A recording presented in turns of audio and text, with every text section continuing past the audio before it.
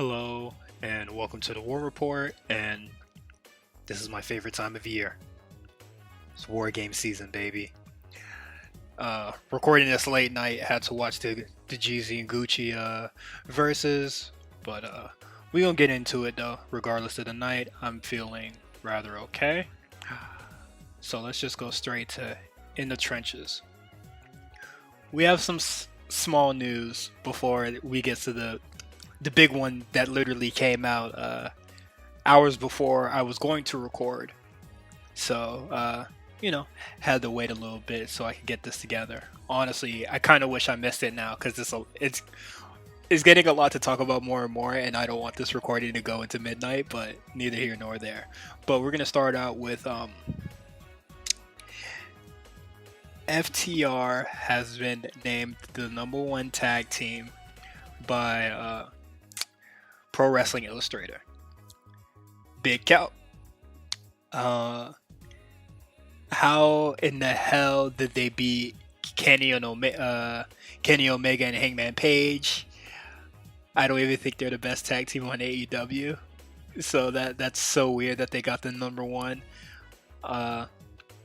When Moxley was listed as #1, I didn't really mind. Like, I can see it, I guess, even though I do think there's a lot of other contenders that definitely caught a lot of their stride towards the end of 2019. But, Moxley getting it, I guess, is not like that bad of a choice, but this is a bad choice. There's like Kabuki Warriors, role models, Kenny Omega and Hangman Page, Lucha Bros. Like, really puzzles me that they got it, and I know Stat Guy Greg is not gonna like when he hears that, but a #1 kind of insane to me. And they always list the criterias, but whatever, it doesn't truly matter. But next topic on the NXT side, Aleister Black requested to move back to NXT. Now, I don't think that there is a place for him on NXT currently, because literally everybody is twiddling their thumbs as they're waiting for Finn Balor to return. Like, just think about the mid card right now, and like think where Aleister even lands on that shit. So we have Cameron Grimes, Loomis, Thatcher, Kushida, Swerve Scott, Bronson Reed, Damian Priest, kinda. Who else? That's like 7 off rip already. Like, where does Aleister even fit into things with Balor just kind of not being around?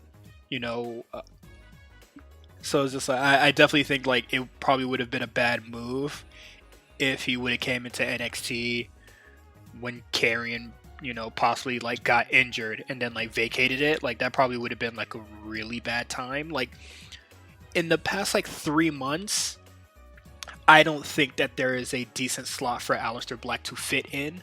So it probably would have been a bad idea for him to go back to NXT. But I understand possibly not too happy with how things are going on the main roster. But NXT wouldn't have been a great move either, honestly. And back to AEW, we have NWA's women's champion Serena Deebs saying that the AEW women's roster deals a lot with inexperience. I know a lot of people were just just kind of wholeheartedly agreeing with her, but I do think that there is some truths and some I guess non-truths to that statement. The full statement, after she says that, she begins to say that just putting the women on TV is not good enough. Like, they're just not ready, and it will result in a lot of injuries. And she's kind of right with a lot of injuries, because we lost Britt Baker for a long time, and we lost Chris Statlander for a really long time. Hopefully she comes back soon. But there is a lot of experienced women on the AEW roster. They might not be able to, quote unquote, talk, but they could surely put on a good match if need be. And is that not all what the AEW crowd kind of wants? Like, why would you need anything else, really? Like, I get that, like, Hikaru Shida probably isn't, like, the best talker because, sorry if this is problematic, but, like, her English isn't, like, amazing or anything. But in experience, we have people like, Ivelisse, Allie, Penelope Ford, who's rather experienced. I wouldn't say she has like too much experience, but they definitely have people that have been on TV, like at other places, and definitely could like help, sort of like help a lot of the women that deal with that inexperience. Like Hikaru Shida might not be the best talker on the mic, but like get her with Ivelisse, who has been on TV before. I don't know Allie's much about her Impact stuff, but like she has that experience with being on Impact. So like putting them out there can't really hurt that much, to be honest, especially like if it's like talking segments or something. Like it doesn't have to always be wrestling. Like, how are you going to learn on the job if you're never given the opportunity to do so, is more or less what I'm trying to say. So I agree with Serena Deebs. There is a lot of inexperience on the AEW's women's division, but just casting them to the side doesn't truly help the issue either. So hopefully AEW can truly do something about that in the future. Or maybe she's just echoing the thoughts of what she's heard from other AEW higher-ups. And speaking of AEW higher-ups, we have to talk about the story of Louie Benson, a former AEW employee who has made a tweet thread talking about the mistreatment by the hands of AEW management and noting Cody Rhodes. I believe that he is a former video editor. He talks about creating video packages and stuff like that on the AEW side, and talks about how they did not want to credit some of the people that worked on the projects, and they only featured their name in it because they were bitching and whining, and I think that's insane. He says that he was not allowed to talk to anybody in the roster and was being bullied and gaslit by the company. Wait, what else did I write down here? I kind of did it out of order. I don't know why. Okay, so he was told that he would not be credited for his work. He could not post on social media about his work, and he couldn't be in the same space as Cody Rhodes while Cody was around. Like he just had to like go into a closet or something.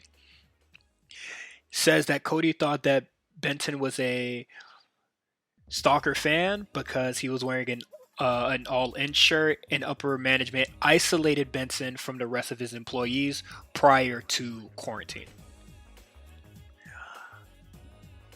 Now, I was typing all that out, and as I was typing it out, I go back to the group chat. People are pulling up all sorts of tweets from this individual. We have racist bigot tweets, and we have, yes, very much weird, creepy, could be taken as a stalker tweet, kind of like the standard wrestling sort of thing where he kind of just tweeted more or less that he would like to have a Cody barbecue, so a Cody Rhodes barbecue, so he can have Cody's meat in his mouth. Now the racist and bigotry stuff, yeah, like not good at all. But I don't think that discredit what he said and how he was treated by the company. Also with the creepy Cody stuff, like I understand Cody not wanting to be around that. He basically hit him with the Max B and didn't want to be around him.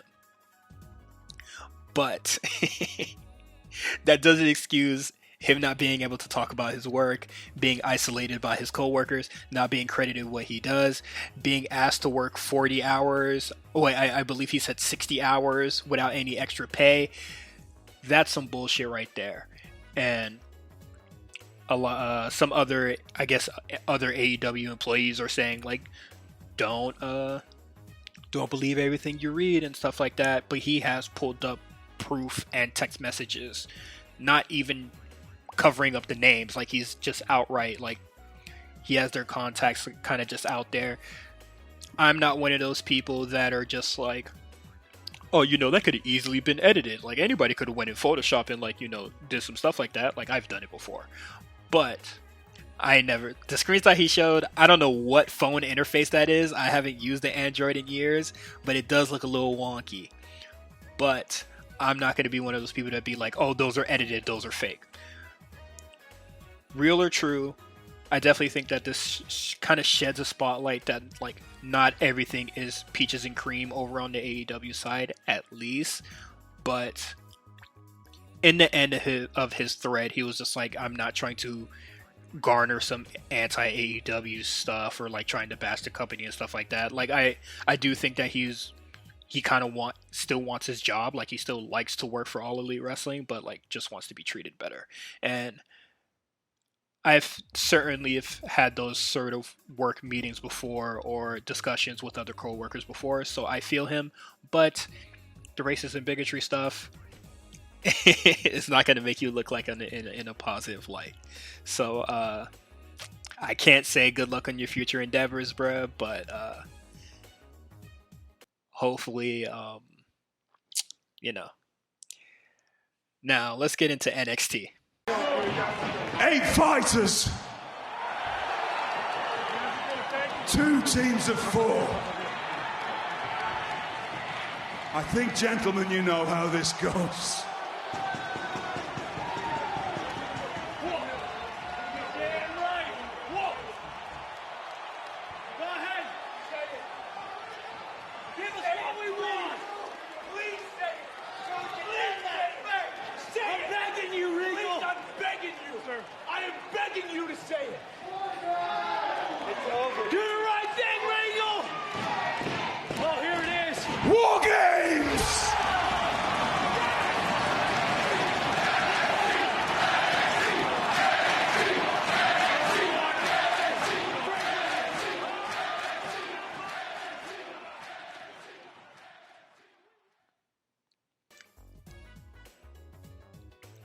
We're gonna do the NXT thing a little differently this time around, because we're gonna do the quick hits first. I don't know. I just felt like it would be like a better structure to do. So we're gonna do the quick hits first, starting out with the blindfold match between Cameron Grimes and Dexter Lumis. I thought this was one of the silliest matches I have ever seen all week. I truly liked how this match played out, with Cameron Grimes really being on his toes and, like, Dexter Lumis just standing still.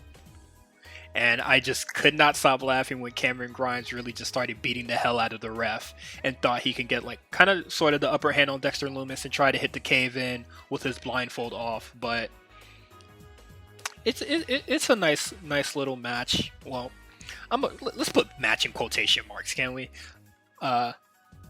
I definitely thought this was like a cool little, like, road bump to, like, the road to War Games, which will be on December 6th. And I don't think it hurt either of them. I thought it was a good use of, and it, like, if they wanted, like, a time filler on NXT, this was a good one. I truly did like it. Next thing, Wade Barrett will not be on the show next week, and we'll be getting Kevin Owens on commentary. I think this is really cool. I think Kevin Owens has done some really good commentary stuff in the past. I don't think he's going to be kind of too overbearing like Jericho is on AEW. So that should be really cool and fun. And if Undisputed Era has a segment next week, I think that should be really fun, how he, like, gasses up Undisputed Era. Team Ninja versus Louie and Indy Hartwell. NXT needs new jobbers. Just Yeah, I just like they need new jobbers. I'm tired of seeing Team Ninja. Like they always get beat, and there's no true like I don't know. It's just like whenever I see him, it's just like, well, this is my time to like kind of do anything else right now. Like this is my bathroom break match or like whatever match they're a part of because like whatever they do doesn't matter in the grand scheme of things. Like I guess it they did like some stuff that kind of worked with Xia Li, but like now Xia Li hasn't been seen, and we're gonna get to that as well. But I do think that the team of Indy Hartwell and Candice LeRae is also very weird because Candice LeRae, prior to the Io Shirai match, she was just like, I been betrayed by everybody that I kept close to me, and now I'm just gonna focus on myself and do my own thing.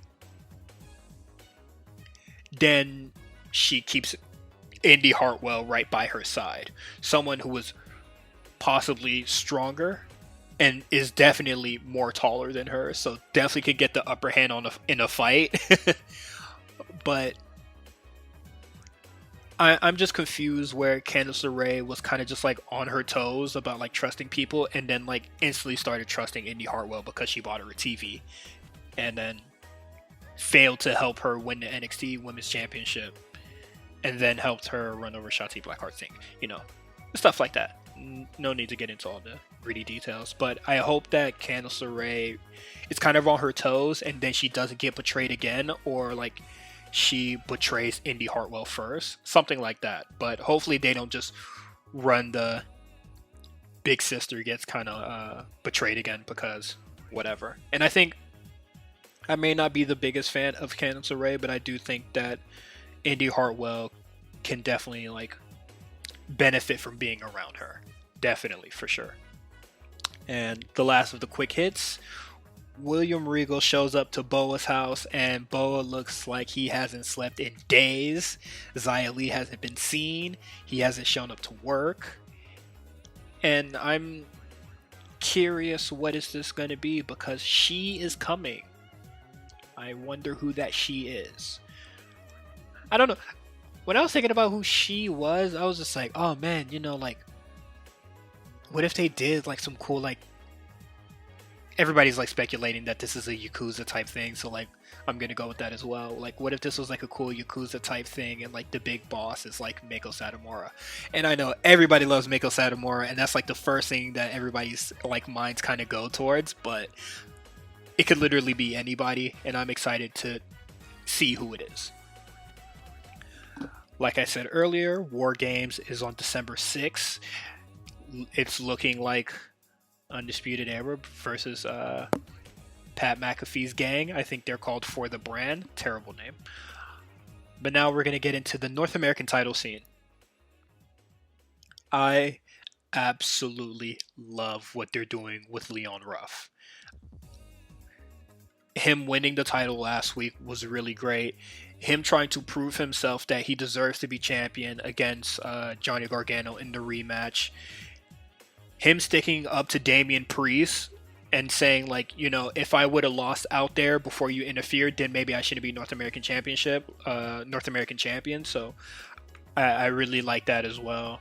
Just keeping it real and honest. And towards the end of the night, where Leon Ruff is just like, fuck y'all too. I'm gonna prove what I'm about, and I don't need I don't need Damian Priest to have my back, and I'm gonna beat both of y'all. Kind of like, I hope he retains, but like kind of like shooing them away from the North American title scene, and I think that's really cool. Like, definitely has the potential to be a really good babyface, and I hope they stick to this like they should have done for Drake Maverick, because once Drake Maverick lost that match against Santos Escobar, it was kind of just over after that. So hopefully they stick with the Leon Ruff thing. Oh, no. Not Io. Toni Storm, Ember Moon versus Dakota Kai and Raquel Gonzalez. I was wrong. I'll say that I admit to being wrong. It is not Storm. It is not Toni Storm and Shotzi Blackheart versus Raquel and Dakota Kai. I think that's really great.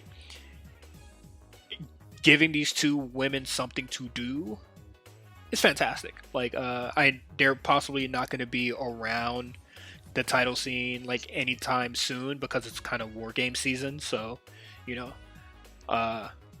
that's what everything is like, kind of just being focused on currently. So they might just be on the same War Games team, but that's like about it. Like, neither here nor there. I thought the tag match was great. I'm glad there's something for these four women to do, and I believe, I believe Candice LeRae comes out towards the end and kind of sets up something for War Games. I guess it's going to be Dakota Kai, Raquel, Candice, and Indy Hartwell versus Toni Storm, Ember Moon, Shotzi Blackheart. Oh shit. Rhea Ripley. Am I missing somebody? Feel free to scream at your phones and I'll probably hear you. But maybe Rhea Ripley. No, I can't think of anybody else. So it kind of just like has to be her or Io. Who knows? Now we're gonna go into the Rhea Ripley and Io Shirai match for the NXT Championship. I didn't like Io Shirai being kind of like aided to during the whole commercial break, like while they're in picture-in-picture. That's a small nitpick I have. That's about it. I thought this match was like amazing. Like, it truly didn't disappoint. I see Io carrying this title until the next year, and Toni Storm might be the first, might be like the next contender after War Games. And for Rhea Ripley, on this show, I don't like to just say call them up because, we can say that about literally anybody for the longest time and it kind of just like never happens. But if Rhea Ripley doesn't get called to fill those slots for the SmackDown Survivor Series team, because I believe they still have 2 spots, if it's not her and Charlotte, it might be a little funky. I definitely think it should be those two. And I hope she's just not like around slumming it up on NXT until like the Royal Rumble. Like, I definitely think that like Rhea Ripley should probably get out of there soon, because there's nobody new coming up. So no need. And honestly, like, let her get called up to the SmackDown Survivor Series team as a free agent, because I think they might need somebody on Raw since what was it? Chelsea Green got injured in the first move of her match. So we'll see how that goes. But hopefully Rhea Ripley does something too soon, and she's just not like floating around aimlessly on NXT like a lot of people are. Well, a lot of people in the men's division are. Pat McAfee claims are disputed. Finn Balor comes out and talks to the people after Io Shirai and Rhea Ripley. Pat McAfee tries to talk his big shit against Balor. I think Balor truly gave him some bars. I really like the bar where he was just like, the mouses really get to play when the cat isn't home. Like, something like that. But I thought that was a really cool line. And then Undisputed Era comes out, and they just, oh man, I wish there were crowds. Like, I wish this wasn't a pandemic. I wish there was a crowd, because that pop would have literally been insane. But Undisputed Era is back, take a couple weeks off, and they came back as huge baby faces. Unclear if Balor is medically cleared to go or not, because he kind of just did the reveal for Undisputed Era and let them take it. So he might just not be a part of War Games. And I'm okay with that. The War Games thing usually takes... There's usually not a NXT championship match at War Games, because the NXT champion is usually in the War Games match. So not having Balor there I think that's completely okay, right? Yeah.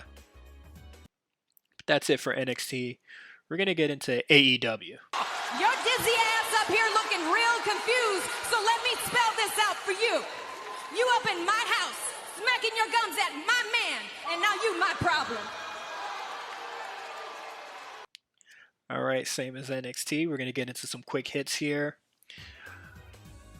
Deeb versus Thunder Rosa. Like I said before, the NWA women are truly carrying the AEW women's division. I thought this match was truly stellar. Like, I thought this was a better match that she had with Allison Kay at Full Gear. A little confused with the involvement of Britt Baker there. It's okay. I don't know. Actually, I don't know if it's okay or not, because I don't want Britt Baker and Thunder Rosa to be fighting when I definitely think either of those two should truly be the next women's champion. Like, they should definitely be like fucking up Hikaru Shida right now instead of like fucking up each other. But it is what it is. We'll see how that goes. Inner Circle takes Las Vegas. AEW reenacts the first Hangover. If you found it funny, more power to you. Kip Sabian versus Orange Cassidy. We're definitely going to get the Orange Cassidy versus Miro match soon. So that's going to be really cool. That's going to be fun for the most part. Oh, I hope that doesn't happen the same. Oh, it might happen that December 2nd, the same day that Kenny Omega and Jon Moxley are going to have their match. Yeah, so possibly in 2 weeks. Should be good, should be great. Young Bucks versus Top Flight. Top Flight, definitely a impressive team here. You know when people in the Elite beat like the up and coming younger guys, and then after that they do the handshake, like, oh my god, like this guy's the next big thing, like look out for them after I just kicked their ass. Like, sometimes it just don't truly work for me. Like, I wasn't expecting Top Flight to like take the AEW championships, but I definitely think like a different team probably should have broke them in. Like, I think like possibly SCU should have probably like broke them in instead of the Bucks. But it is what it is. I thought the match was great, and I thought the match was good. The post-match, I'm just like, what's going on? The Hybrid 2 come out and attack Top Flight and not attack the Young Bucks. Very confusing to me. If you want to make a statement and get your championship shot, you should have just, after the match, you should have just cracked Matt Jackson in the back of his head, and then you would have been on TV possibly every week. That would have been gold. They're probably going to be on TV anyway, and that might be the feud going forward, probably. But then that also just looks kind of more silly because you beat up these new kids that already lost for no reason when you could have just attacked the champion. You get what I'm saying? Like, I don't know how to really word it right now because it's late, but like, just, y'all know what I'm thinking. Just, it's ridiculous. Like, why didn't you just attack the champion instead of attacking the two losers that have nothing to get your title shot? Like, it's just weird. Like, that's insane to me. But that's it for the quick hits. Pac and Blade have their match. I am glad that Blade is okay from his bunkhouse match last week, regained all his blood, and he's good to go. I thought this match was really good. I think Blade is a really good talent. I do like Butcher and Blade. I'm not even gonna front.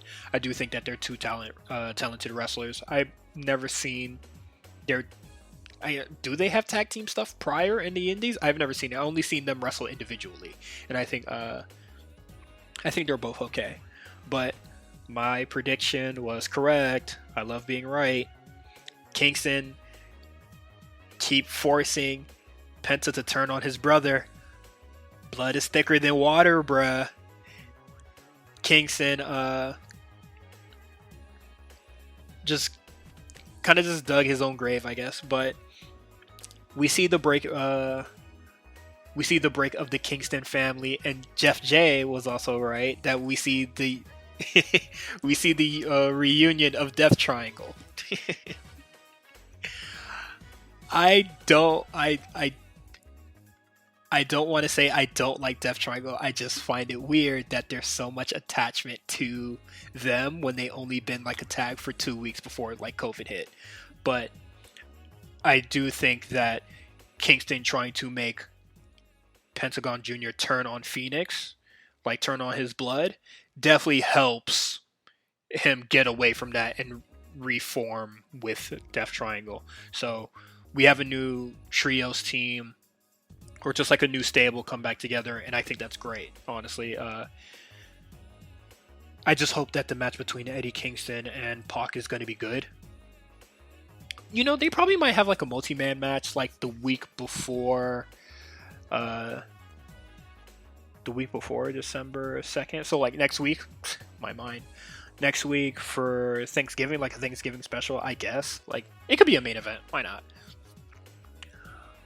But next we're going to get into the contract signing between Kenny Omega and, well, kinda Jon Moxley. Earlier in the show, I guess, Jon Moxley announces that Renee Young is pregnant. Congrats to her. Golf claps. Now, this contract signing, very weird, very awkward. I've never seen a contract signing like this, where there was seriously, like, no tension, no flair. Just, I feel like they could have just did this in a boardroom without the cameras, honestly. So Kenny Omega comes out, does his thing. He got the sweepers dancing with the brooms. Comes out. We're waiting for Jon Moxley to come so he could come sign the title, sign the contract as well. But he is knocked out backstage and has to be put on a stretcher, and they allude that he may have neck problems. That makes sense to y'all? Cause I don't know what's going on. Is there a report that somebody could tell me about that I should like be privy to? I don't really be reading Dirt Sheet like that. I've been watching Power Rangers instead. But I don't get it. And then they see that Moxley's like hurt, and they just like cut back to the camera, and then Kenny just kind of does like it seemed like an improvised promo, because he truly didn't say anything of note, or did it in character.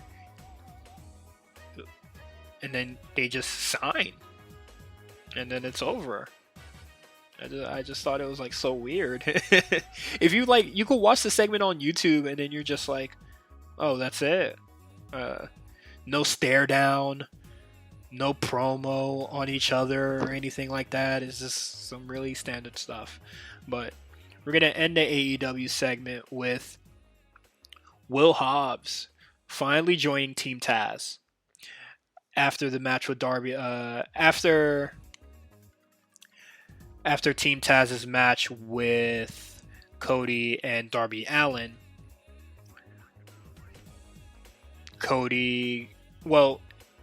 Team Taz gets the win. Cody comes out and starts attacking Ricky Starks. Brian Cage starts pounding on him. And then Will Hobbs comes and brings up Team Taz's number game. And I think that's great, honestly. I think this is a great team for him to join. Like, they all kind of just have the same look, I guess. Except Ricky Starks, I guess. But I don't know. I just think they really, truly just pair well with each other. Like, they're just like a fuck ton of powerhouses, with Ricky Starks being more of like the athletic guy. Well, they're all sort of athletic. But nonetheless, I think they're a good group. I just think that they just need to book Team Taz better. And then they could fully utilize the strength of this group. So possibly going into the next year, or towards more towards Christmas, we can see more from Team Taz going forward. But we'll see how that goes. And that is it for the War Report. It is War Game season. I am happy. Follow us at our RNC Radio Live, the A Show RNC on Twitter. You can follow me on Twitter at H_visibility. On this network, we also have shows like The Rewriters Room that talk about some Undertaker and Survivor Series stuff. The A Show talking about Survivor Series period. Spot Callers, we're in the Impact Zone because Justin just got charged again for Impact Plus. And we have something special for the G Show, new name pending, and should be fun. Should be interesting. Have a happy holidays, happy Thanksgiving. We're only celebrating the food. We don't care about that other stuff. I don't think I'll be coming back next week. I think I'm gonna take a week off. To be decided. Who knows? I already said it. I'm probably not gonna cut it out, so I'm probably just gonna take a week off. So I will see you guys next week, and then we'll be talking about Kenny Omega and Jon Moxley. See ya.